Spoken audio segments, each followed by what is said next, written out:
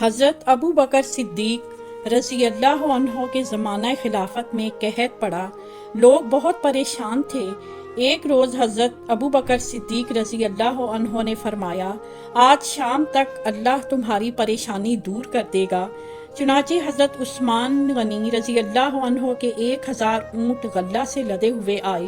مدینہ منورہ کے تاجر غلہ خریدنے کے لیے حضرت عثمان رضی اللہ عنہ کے پاس پہنچے۔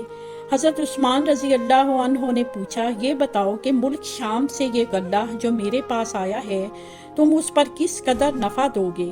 تاجروں نے کہا، 10 روپیہ کے غلہ پر 2 روپے۔ حضرت عثمان ذو النورین رضی اللہ عنہ نے فرمایا، مجھے اس سے زیادہ ملتا ہے۔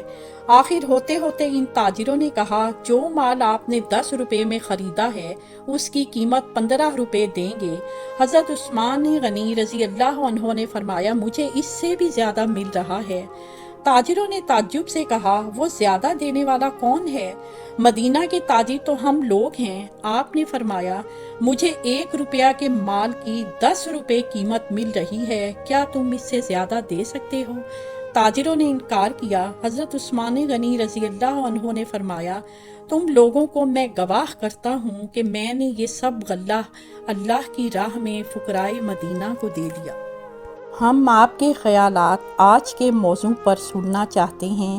آپ اس تعلیم کو اپنی زندگی میں کیسے شامل کرتے ہیں؟ اپنے خیالات نیچے دیے گئے کومنٹس میں شیئر کریں۔ اس ویڈیو کو لائک کرنا، ہمارے چینل کو سبسکرائب کرنا اور بیل آئیکن کو دبانا نہ بھولیں تاکہ آپ ہماری نئی آنے والی ویڈیوز سے باخبر رہ سکیں۔ آپ کی قیمتی رائے ہمارے لیے اہم ہے اور ہم ہر کومنٹ کو پڑھتے ہیں۔ اس ویڈیو کو دیکھنے کا شکریہ۔